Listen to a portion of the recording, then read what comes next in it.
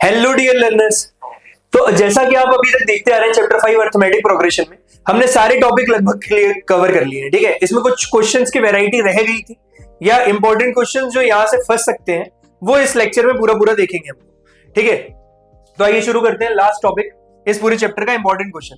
इस टॉपिक को इसलिए रखा गया क्योंकि देखो लेक्चर बहुत बड़े बड़े हो जाते हैं। ठीक है, अगर हम रखते हैं क्योंकि बहुत वेराइटी ऑफ क्वेश्चंस है। ठीक है, तो सारे क्वेश्चन कम से कम एक एक बार हर एक वेराइटी तो आप देख ही लो। ठीक है, ज्यादा कुछ है नहीं, सब में लगाने वही 3 फॉर्मूले हैं, लेकिन हमको पता होना चाहिए सर। ठीक है, तो मैं अपनी तरफ से कुछ नहीं छोड़ना चाहता, इसलिए इस टॉपिक को रखा है कि भैया आधे घंटे 45 मिनट के एक लेक्चर में आप पूरे के पूरे क्वेश्चंस को तो कवर करोगे। ठीक है, एक तरीके से क्विक रिवीजन समझो कि अगर आपने सारे टॉपिक अच्छे से पढ़े हैं तो ये बनना चाहिए आपसे। ठीक है, ये बनना चाहिए आपसे, देखिएगा जरा। ठीक है, तो अभी तक हमने क्या क्या देखा एपी में। एपी अर्थमेटिक प्रोग्रेशन एक स्पेशल टाइप ऑफ सीक्वेंस है। सीक्वेंस क्या होता है? जिसके स्पेसिफिक ऑर्डर हो, जो कुछ रूल फॉलो करता हो। ठीक है, एक ऐसी नंबर सीरीज का पैटर्न, इसी पैटर्न को सीक्वेंस बोलते हैं। तो ये क्या है कि स्पेशल टाइप ऑफ सीक्वेंस है जिसमें दो कंसेक्यूटिव टर्म के बीच का डिफरेंस हमेशा सेम रहता है। ये एक स्पेशल टाइप ऑफ सीक्वेंस है, स्पेशल टाइप ऑफ सीक्वेंस जिसमें हर कंसेक्यूटिव नंबर के बीच का डिफरेंस सेम होता है, यानी इसके पास एक डी होता है, कॉमन डिफरेंस, जहां कॉमन डिफरेंस आपको देखने को मिलेगा, जहां कॉमन डिफरेंस आपको देखने को मिलेगा। ठीक है, स्पेसिफिक टाइप ऑफ सीक्वेंस होता है एपी। ठीक है, अब इस एपी को देखेंगे तो पहले टर्म को फर्स्ट टर्म बोलते हैं, दूसरे टर्म को सेकंड टर्म बोलते हैं, तीसरे टर्म को third term, as last term को लास्ट टर्म ही बोलते हैं। लास्ट टर्म, nth टर्म या फिर जनरल टर्म। नाम ऐसे ऐसे क्यों पड़े? जनरल टर्म, जनरल टर्म इसलिए क्योंकि इसकी जो इक्वेशन रहती है वहां पे आप n की वैल्यू पुट करते जाओगे, पूरी एपी जनरेट हो जाएगी। nth टर्म क्योंकि फॉर्मूले में n का यूज है। लास्ट टर्म इसलिए क्योंकि ये लास्ट में आता है। ठीक है, फर्स्ट टर्म को a बोलते हैं, यानी कि a1 a के बराबर होता है। हर दो टर्म के बीच में एक d का डिफरेंस है। ठीक है, डी कुछ भी हो सकता है, पॉजिटिव नेगेटिव जीरो। तो अगर मैं डी ऐड करता जाऊंगा कंसेक्यूटिव टर्म में तो एक एपी बनता जाएगा, a प्लस 2d। ठीक है, तो हर टर्म को लिखने का तरीका समझ में आ गया मेरे को। a1 बराबर a, a2 बराबर a प्लस डी, a3 बराबर a प्लस 2d, मतलब a प्लस एक कम d, जितना भी n है a3 है तो एक कम d। ऐसे करते करते मैं कहां पे पहुंच जाऊंगा? an equal to a plus n minus 1 into D, a plus n minus 1 into D पे। ठीक है, अब इसी में अगर मेरे को सम ऑफ एपी पूछ लेता, इसी में अगर मेरे को सम ऑफ एपी पूछ लेता, यानी कि a1 plus a2 plus a3 and so on till an, इसी को बोलता हूं मैं सम ऑफ एपी। ठीक है, तो Sn का फॉर्मूला बन जाता है n/2 2a plus n minus 1 into D. अगर मेरे को a एंड d मालूम है तो ये वाला फॉर्मूला लगाएंगे, या फिर n/2 first term plus last term a plus an।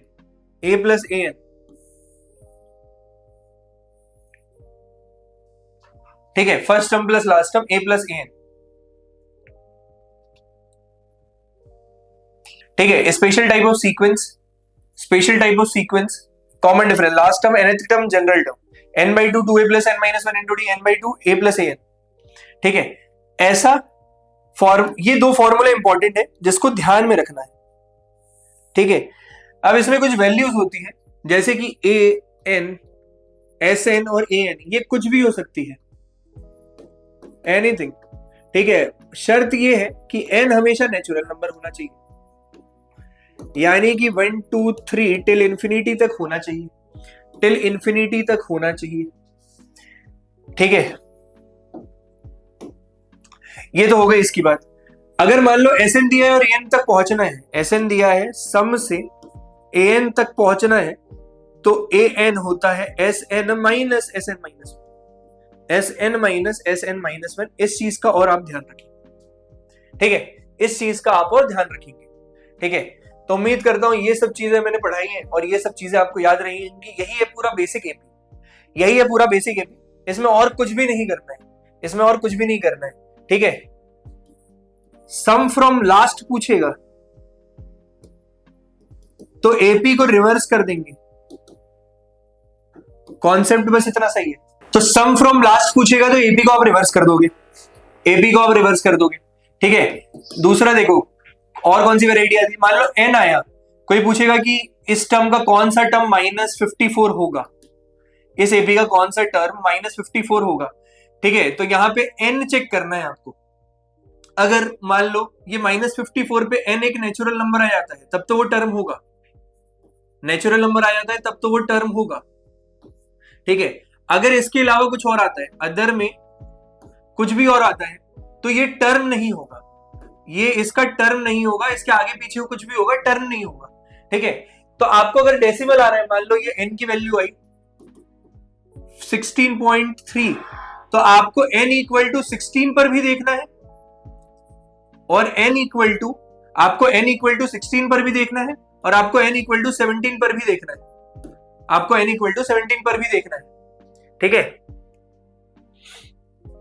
तो ये दोनों टर्म निकालोगे तो आपको पता चल जाएगा कि ये वाला टर्म कौन सा है, ये वाला टर्म कौन सा है। ये वो हुआ कि इसके आगे पीछे के टर्म निकालने का फायदा, ठीक है। अब मान लो ये हो सकता है कि कोई एपी जारी है, उसने कहां पर अपना साइन चेंज किया, यानी कि नेगेटिव चल रही थी वो एपी और कहां पे जाके फिर पॉजिटिव हो गई, तो इनके बीच में कहीं जीरो आया होगा, जीरो नहीं भी आया होगा तो मुझे पॉइंट पता चल जाएगा, तो मैं एन को जीरो मानकर इसको सॉल्व कर लूंगा पहले, ठीक है। एन को जीरो मानकर ये मेरे को एन मिल, सॉल्व फॉर एन, ठीक है, एन दे देगा।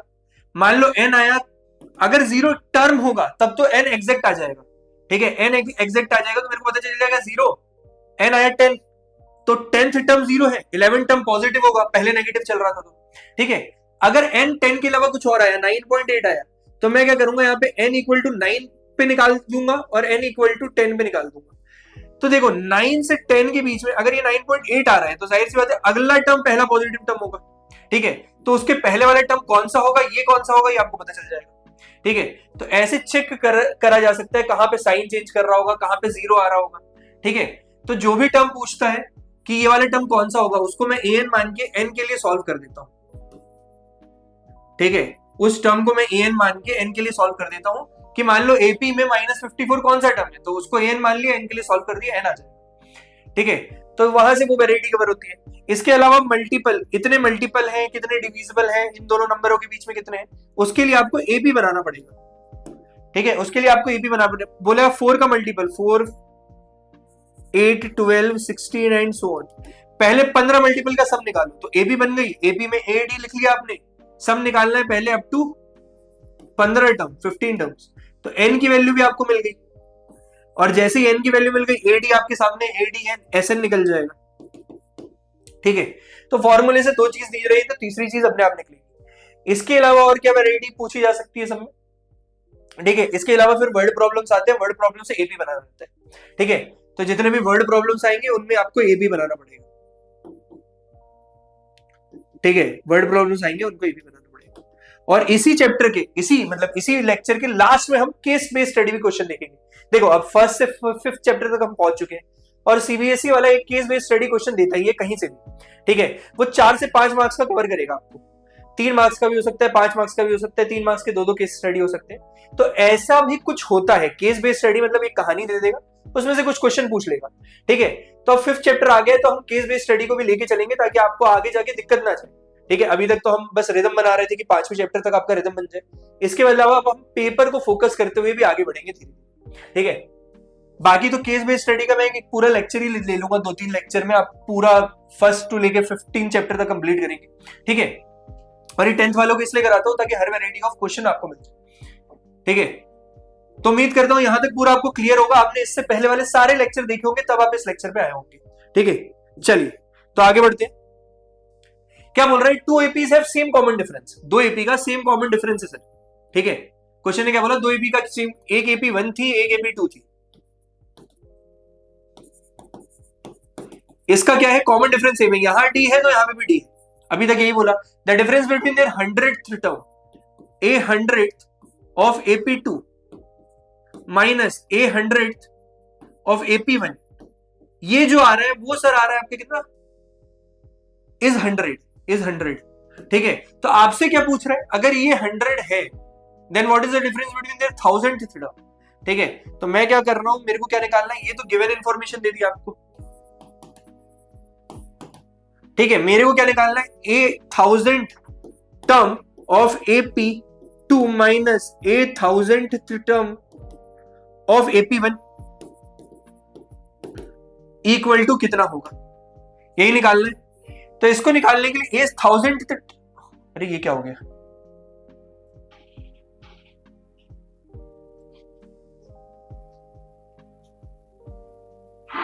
मैम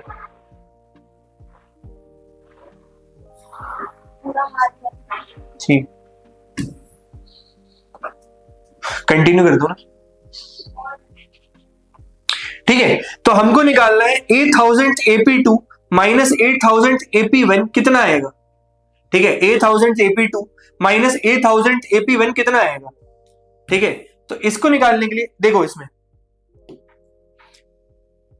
8000 निकालने के लिए, ठीक है, अगर मैं इसमें देखूं कि डी सेम था, यहां पे अगर मैं देखूं कि डी सेम था, तो इससे मुझे क्या रिजल्ट मिल सकता है, जो गिवन था उससे मुझे क्या रिजल्ट मिल सकता है, ए प्लस 90 माइनस ये AP1 का, AP1 में A1 चेंज हो सकता है, A1 डैश कर देता हूं, एक में A, एक में A डैश कर देता हूं, A डैश।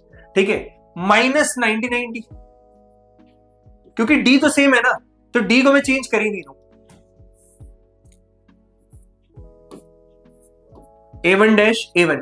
ठीक है, इक्वल टू माइनस, ये प्लस था, ये माइनस का आ गया, A1 plus 90 minus A1 dash minus 90, क्योंकि D सेम था ये कैंसिल हो गया, A1 minus A1 dash equal to 100 आ गया, ये मेरे को मिल गया सर रिजल्ट। ठीक है, इक्वल टू 100 आ गया। अब सेम इसमें करूंगा तो A plus 999D minus A dash, इसको लिया था A डैश, AP2 वाले को, A1 को A डैश लिया था, प्लस 999D, क्योंकि D सेम है, क्योंकि D सेम है, जब ये ओपन होगा तो A1 minus A1 dash plus का 999D माइनस का 999D। ठीक है, तो इससे ये कैंसिल हो जाएगा, बचेगा A1 माइनस A1 डैश। और मुझे ये पता है इसके दोनों के फर्स्ट टर्म का डिफरेंस तो 100 है। ठीक है, तो 1000 टर्म के डिफरेंस का भी 100 होगा। इनफैक्ट दो AP अगर सेम चल रही है तो उनके दोनों टर्म्स के बीच क्या सेम नंबर पे डिफरेंस सेम होता जाएगा। ठीक है, मतलब अगर मैं A3 AP1 का देखूं और A3 AP2 का देखूं, उसके बीच का भी डिफरेंस कितना आता, सेम ही आता। ठीक है, तो इस रिजल्ट को बस एक बार मेमोरी में रखना। ठीक है, ये रिजल्ट हो सकता है MCQ वगैरह में दे दे तो तुरंत आपको बताना पड़ जाए। ठीक है, तो उम्मीद करता हूं ये क्वेश्चन आपको पूरा पूरा समझ में आया होगा। चलिए moving to the next question, how many 3 digit number are divisible by 7। 3 digit number कितने ऐसे हैं जो 7 से डिविजिबल है। ठीक है, तो 7 से डिविजिबल होने वाला पहला 3 डिजिट नंबर कौन सा बनेगा। पहला देखो 100 तो नहीं जाएगा, 102 नहीं जाएगा, 101 जाएगा क्या, 101 जाएगा नहीं जाएगा, क्यों, 7 8 9 10 1 नहीं जाएगा। 30 के साथ क्या आता है, 5 आता है, 105 जाएगा क्या, 7 1 7 7 5 35। ठीक है, 7 5 35। ठीक है, तो ये 105 एक ऐसा नंबर है जो जाएगा। अगला कौन सा जाएगा, तो 7 प्लस कर देंगे, 7 प्लस कर देंगे 112। ठीक है, फिर 7 प्लस कर देंगे 119 एंड सो ऑन। ठीक है, how many 3 digit numbers are divisible by 7। लास्ट कौन सा नंबर होगा 3 डिजिट, 999 तो नहीं जाएगा, 998 जाएगा क्या, 7 1 7 7 4 28, 1 बचा, 14 जाना चाहिए, 994 जाना चाहिए मेरे हिसाब से, क्योंकि 7 1 7 29 7 4 28, 1 बचा। 1 के आगे ऐसे क्या पुट करूं कि पूरा डिविजिबल हो जाए, तो 7 2 14 होता है, 7 2 14 होता है।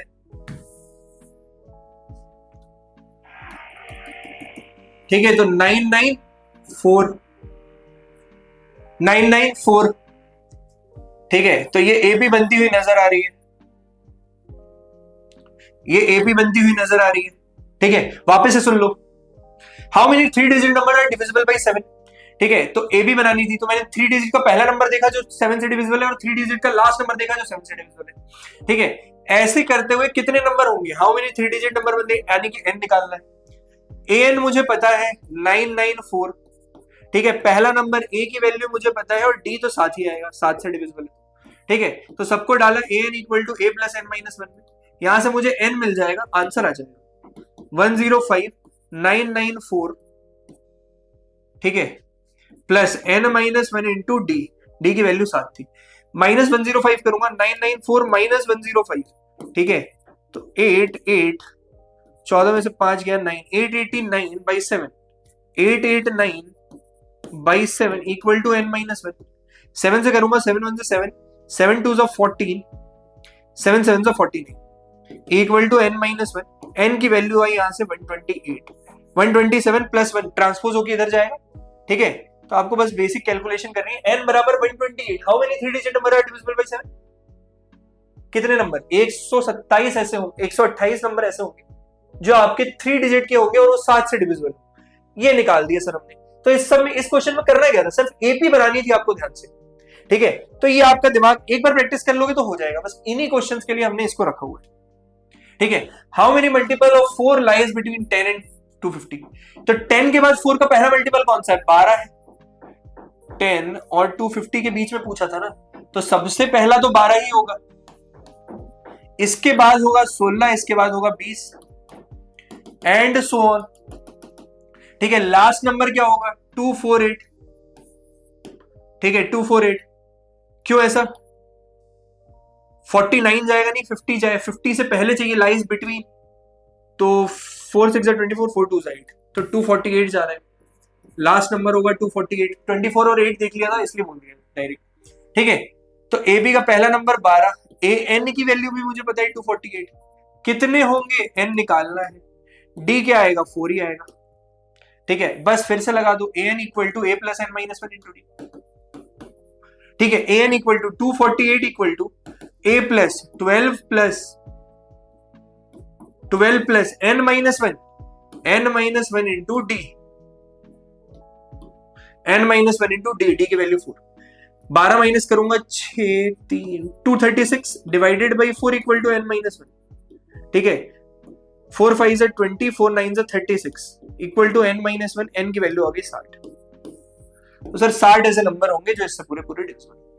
उम्मीद करता हूं आपको यहां तक पूरी चीजें समझ में आई होगी। चलिए moving to the next question, आगे बढ़ते हैं। For what value of N are the nth term of APs, एक एपी ये दिया हुआ है, एक एपी दिया हुआ है, आर इक्वल, क्या ऐसी वैल्यू होगी एन की जहां पर इन दोनों का nth टर्म इक्वल हो जाए।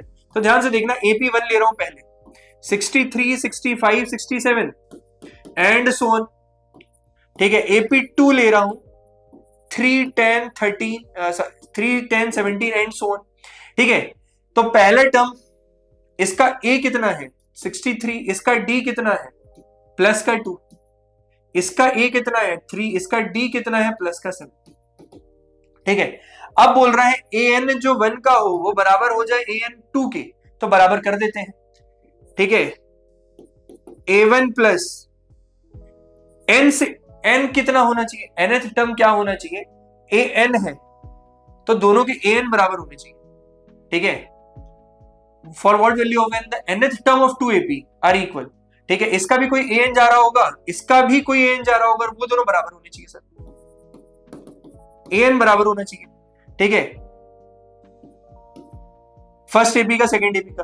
ठीक है, तो इसका पहले एपी का A plus N minus 1 into D, A plus N minus 1, N तो बराबर ही होना चाहिए, इंटू डी प्लस का 2 है, equal to A plus N minus 1 into D, A plus N minus 1 into D, D की वैल्यू जो 7 है ये लिख दिया आपने। ठीक है, 63 minus 3 which is equal to 60 equal to N minus 1 into 7 minus N minus 1 into 2। ठीक है, तो n minus 1 taking common, 7 minus 2 which is equal to 5, 65। ठीक है, तो 60 डिवाइडेड बाई 5, 1 जा 5 5 2 जा 10 इक्वल टू n माइनस 1, तो n की वैल्यू यहां से आ गई आपकी 30,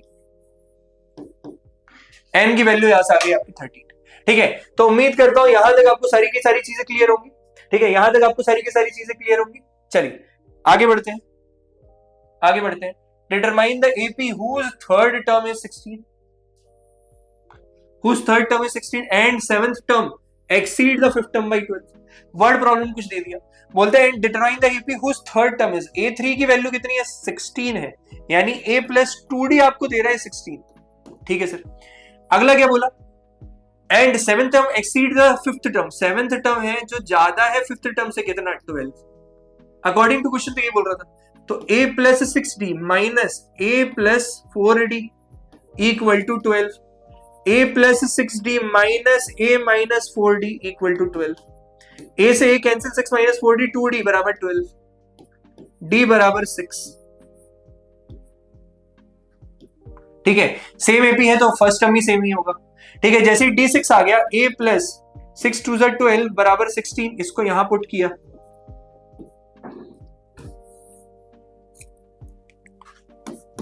ये पहली इक्वेशन थी, पुटिंग d इन इक्वेशन 1। ठीक है, तो a प्लस 2 इंटू 6 12 बराबर 16, तो a बराबर 16 minus 12 which is equal to 4, which is equal to 4। ठीक है, तो उम्मीद करता हूं यहां तक आपको सारी चीजें क्लियर होंगी, उम्मीद करता हूं यहां तक आपको सारी चीजें क्लियर होंगी।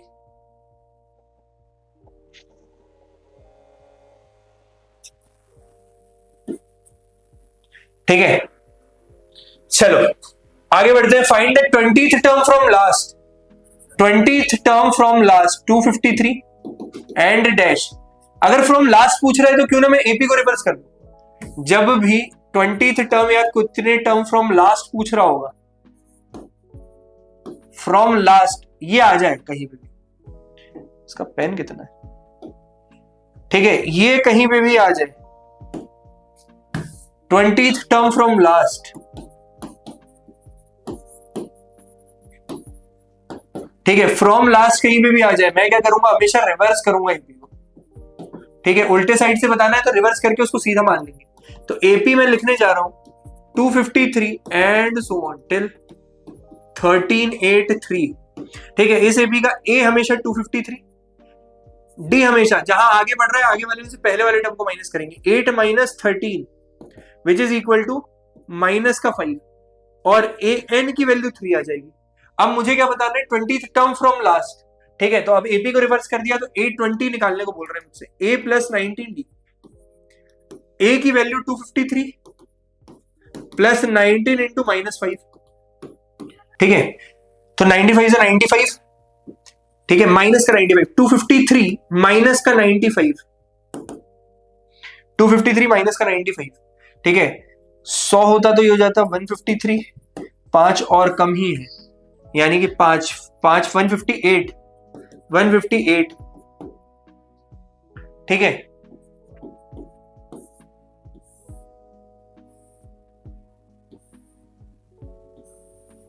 वन 158।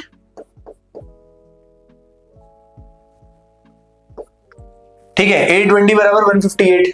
ठीक है, 158। चल आगे बढ़ेंगे। ठीक है, the sum of fourth and eight term of an AP, the sum of fourth and eight term of an AP, the sum of fourth and eight term of an AP is 24 and the sum of sixth and 10th term. Question क्या बोल रहे हैं, the sum of fourth term and eight term a4 plus a8 of an AP is 24 and the sum of sixth term a6 plus a10 of the same AP, उसी AP की बात कर रहे हैं, is 44। Find the first 3 terms of an AP, मतलब आपको AP लिखनी है, पहले के 3 टर्म लिखने यानी कि एपी लिखनी है। ठीक है, तो ये 8 10 बराबर 44। यहां से 2 इक्वेशंस दिख रही होंगी आपको, a plus 3d plus a plus 7d बराबर 24। ठीक है, और a plus 5d plus a plus 9d बराबर 44। ठीक है, तो 10d 2a प्लस 10d बराबर 24, और यहां से 2a प्लस 14d बराबर 44। ठीक है, तो ये कितना हो गया, a प्लस 5d बराबर 12 पहली इक्वेशन, दूसरी इक्वेशन a प्लस 7d बराबर 22 सेकंड इक्वेशन, दोनों को सॉल्व करेंगे ए और डी आ जाएगा। ए और डी अगर पता चल गया तो कोई भी एपी लिखना मिल गया, टफ नहीं है। A1 A2 A3 बोल रहा था, आपको पूरी एपी लिखनी है। ए प्लस डी और ए प्लस 2D होता है, ये मुझे मालूम। ठीक है, तो बस लिख दूंगा, एपी खत्म हो जाएगा आंसर। ठीक है, तो ए और डी निकालना है, सब्ट्रैक्ट करूंगा। ए से ए गया -2D बराबर -10, डी बराबर 5 और डी बराबर 5 आ गया, 5 5 से 25, तो ए की वैल्यू आ जाएगी मेरे पास। ठीक है, डी बराबर 5 है, वो प्लस का 5 है, तो 25, 12 माइनस 25 हो गया आपका 5 और 8, 5 और 8 13, माइनस का 13 आ जाएगा।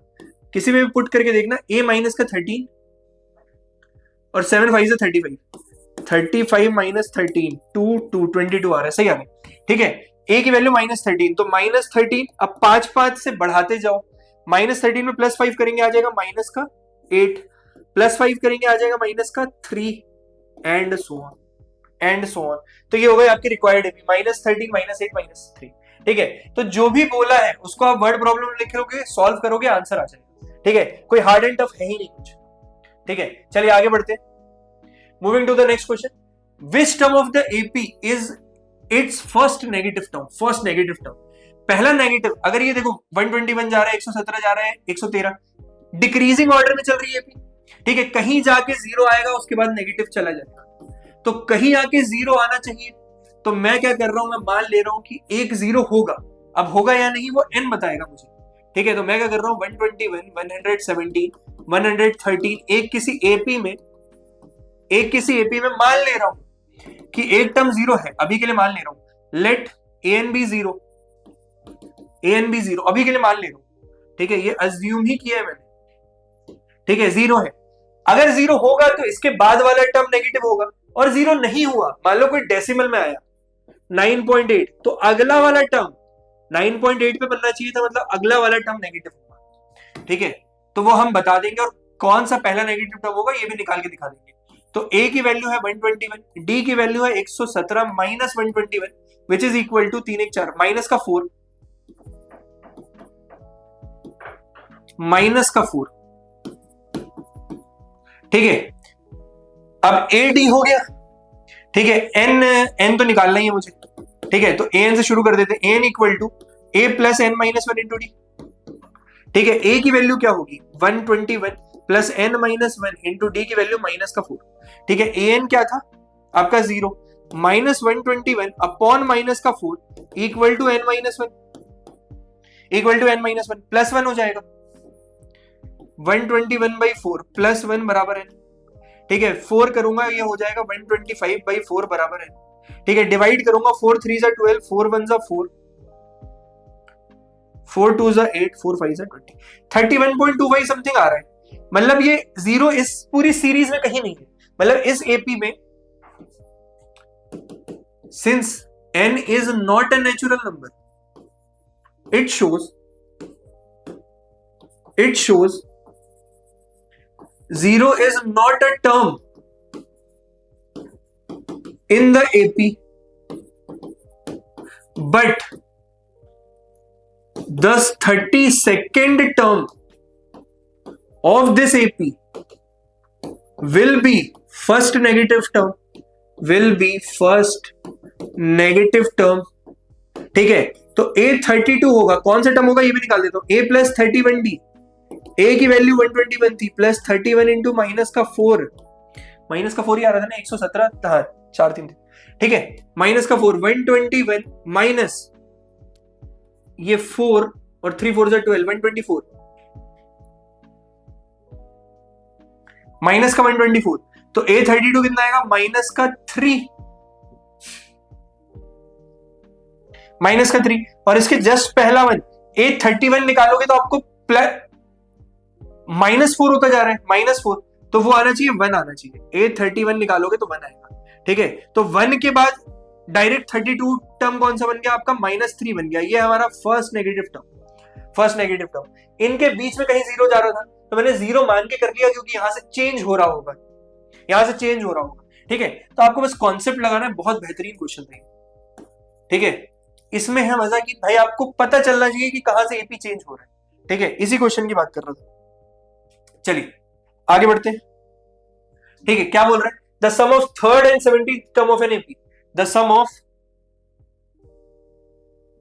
Third and 17th term of an AP कितना बोल रहा है? 6 के बराबर बोल रहे हैं।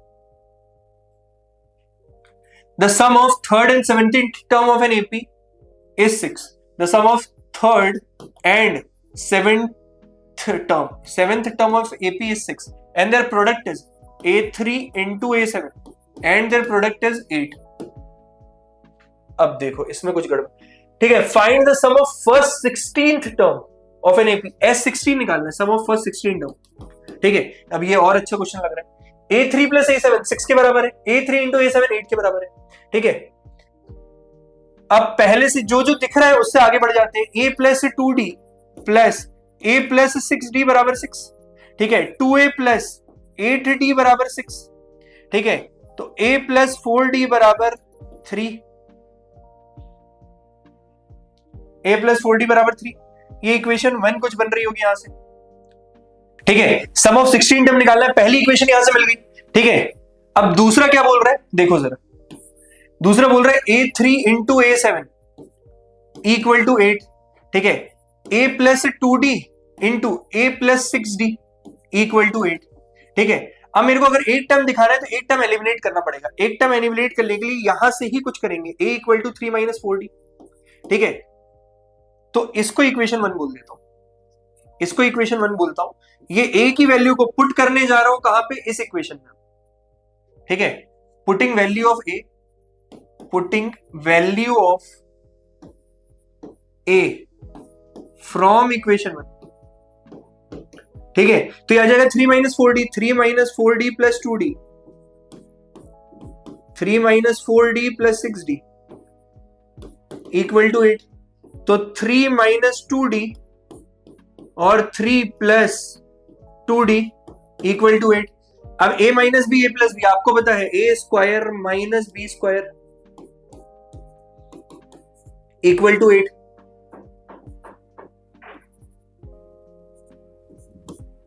इक्वल टू 8, तो 3 का square 9 minus 4d square equal to 8। ठीक है, तो ये 4d स्क्वायर बराबर 1 आ गया। 1 equal to 4d square, 1/4 equal to d square.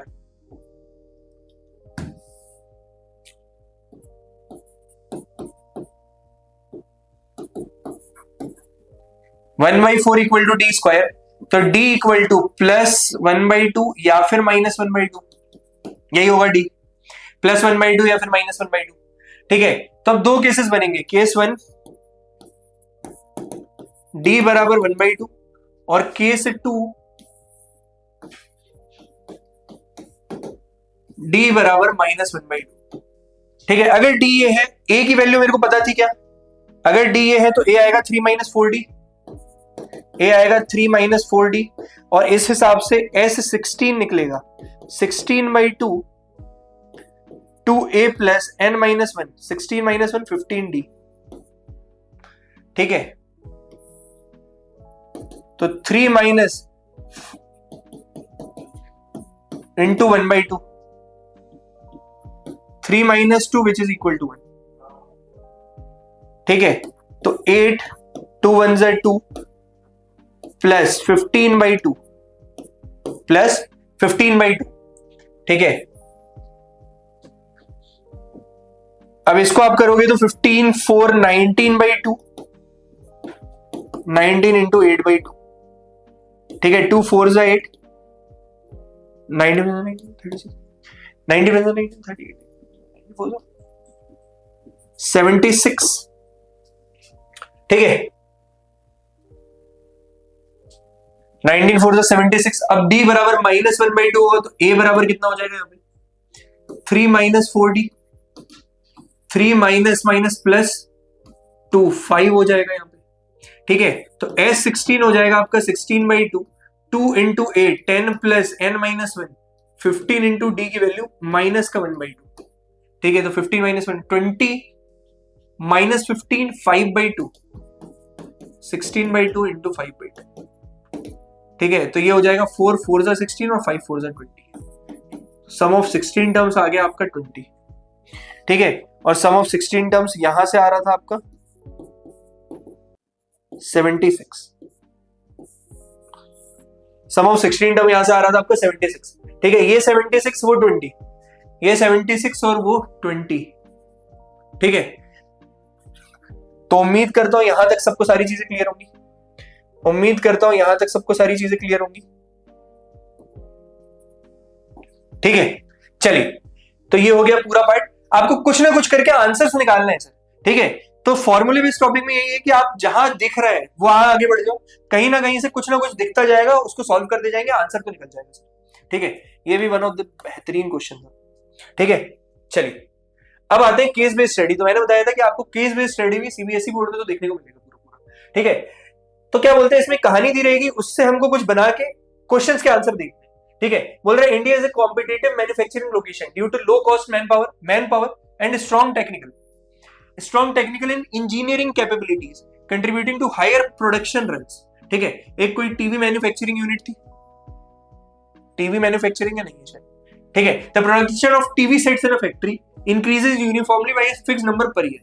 ठीक है, यूनिफॉर्मली इंक्रीज हो रहा है फिक्स नंबर पर ईयर से। मैन पावर है, हाई टेक्नोलॉजी इंडिया के पास, इसीलिए हम ज्यादा क्वालिटी प्रोडक्शन दे पा रहे हैं। ठीक है, तो प्रोडक्शन ऑफ टीवी फैक्ट्री में ऐसा कुछ प्रोडक्शन हो रहा है। ठीक है, it produced 16,000 sets in 6th year and 22,600 sets in 9th year. यानी कि मेरे को दो चीजों की वैल्यू दे रहा है सर, यानी कि मेरे को वो दो चीजों की वैल्यू दे रहा है। 6th ईयर यानी कि A6 बराबर 16,000 बोल रहे हैं, और A9 बराबर 22,600 बोल रहे हैं। ठीक है, तो दो इक्वेशन बनेगी, ए और डी, दो अननोन आएंगे, ए और डी यहां से आ जाएंगे, खत्म। Find the production during the first year पूछ रहा है, find the production during 8th year. First year यानी कि ए की वैल्यू पूछ रहा है। Find the production during 8th year यानी कि A8 पूछ रहा है। Find the production during first 3 years. ठीक है, सम ऑफ 3 टर्म्स पूछ रहे हैं। In which year the production is, अगर एन ये है 29,200, तो एन आपसे पूछ रहा है फोर्थ पार्ट में। ठीक है, तो पूछ क्या रहा है, in which year the production is इतना, अगर एन ये है तो एन निकाल के दो। Find the difference between production during 7th year and 4th year, A7 minus A4। अब A7 माइनस A4 करूंगा तो A plus 6D minus A plus 3D। इसको जब मैं माइनस करूंगा A से ये कैंसिल हो जाएगा, 6 माइनस 3D बराबर 3D बचेगा, तो 3D की वैल्यू आपसे पूछ रहा है। तो ये सारी चीजें पूछ रहा है सर वो आपसे। ठीक है, अब बारी बारी से करके एक निकाल देंगे। अगर मेरे को A और D और एक AP मिल गया तो 16,000 22,600। A6 की वैल्यू 16,000, A9 की वैल्यू 22,600। चेक कर लो एक बारी। A6 A9 16,000 22,600 22,600। ठीक है, दो इक्वेशन दो अननोन, पहले को इक्वेशन 1 बोल रहा हूं, दूसरे को इक्वेशन 2। ठीक है, माइनस माइनस माइनस, ए से ये कैंसिल हुआ, minus 3D equal to minus का 4 2 6 6,600, माइनस का 6 6,600। ठीक है, तो D बराबर 3 2 2200। ठीक है, D बराबर 2200। Putting D in any equation. ठीक है, तो A plus 5 into 2200 equal to 16,000 होना चाहिए। ठीक है, तो ये हो जाएगा 5 2 10 1 गया, 5 2 10 1 11,000 बराबर 16,000। ठीक है, तो A की वैल्यू कितनी आ जाएगी 5,000। A की वैल्यू कितनी आ जाएगी 5,000, तो AP क्या बन जाएगा आपके पास 5,000। ठीक है, फिर 2,200 रुपए से D पॉजिटिव जा रहा है, यानी कि 2,200 7,200, और इसमें 2,500 प्लस करेंगे 400 9,400, एंड सो ऑन जाएगा, एंड सो ऑन जाएगा। तो पहले का आंसर क्या पूछ रहा था, find the production in first year. पहले का आंसर हो जाएगा 5,000 यूनिट्स। सेकेंड क्वेश्चन क्या पूछ रहा था, A8 की value, A8 which is equal to A plus 7D। ठीक है, यहां पे A निकल गया, D निकल गया। A is 5,000 plus 7 into 2200। ठीक है, 7 2 14 बन गया, 7 2 15,400, 5,000 प्लस 15,400 20,400, 20,400 सेट्स जाएंगे 8th ईयर में। ठीक है, थर्ड क्या पूछ रहा था, S3 पूछ रहा था। ठीक है, सम ऑफ थ्री टर्म, क्योंकि मेरे को A1 A2 A3 पता है, मैं सारे को ऐड कर रहा हूं, क्योंकि मेरे को A1 A2 A3 पता है, तीनों साल के प्रोडक्शन को ऐड कर रहा हूं। 5,000 प्लस 7,200 प्लस 9,400। ठीक है, सबको ऐड करूंगा तो ये आएगा 600। ठीक है, 7 और 5 12, 12 और 9 21,600। ठीक है, 21,600 यूनिट्स टोटल प्रोड्यूस करेगा इन 3 इयर्स, टोटल प्रोड्यूस करेगा इन 3 इयर्स। ठीक है, फोर्थ में क्या पूछा है, एन अगर 29,200 होगा, फोर्थ पार्ट में क्या पूछा है, अगर एन 29,200 होगा तो कौन से साल में होगा, एन की वैल्यू निकालनी। ठीक है, ए मुझे पता था 5,000, डी मुझे पता है 2,200।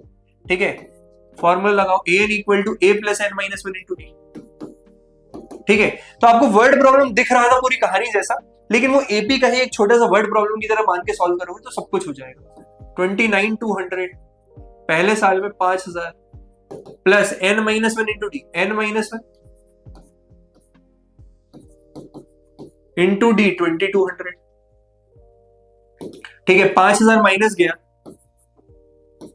24,200 upon 2,200 equal to N minus 1।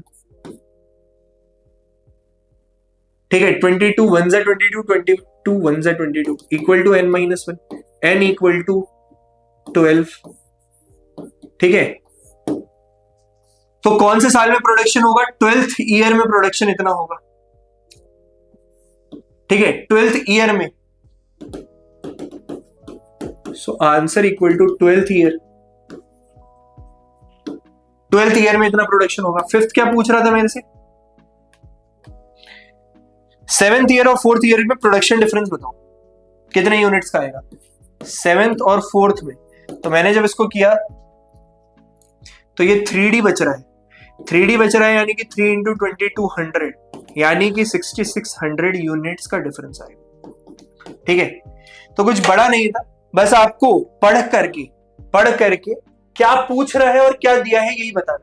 वो बड़ी सी कहानी देगा, कभी कभी इसमें कुछ थ्योरेटिकल क्वेश्चन भी पूछ लेता है, कैसे कि जैसे वो पूछेगा कि आपसे क्या एथिकल वैल्यूज दिखा रहा है, कुछ देगा मदर कंट्री के बारे में या किसी और पॉलिटिकल कंडीशन के बारे में, तो आपको क्या लगता है, तो आपका पॉइंट ऑफ व्यू है, कुछ ना कुछ लिख के उस क्वेश्चन में भी आना, क्योंकि ऐसे एथिकल वाले क्वेश्चंस में आपको पॉइंट जरूर मिलते हैं, मतलब आधे मार्क्स देगा, कुछ भी लिखा है तो कुछ तो देगा ना।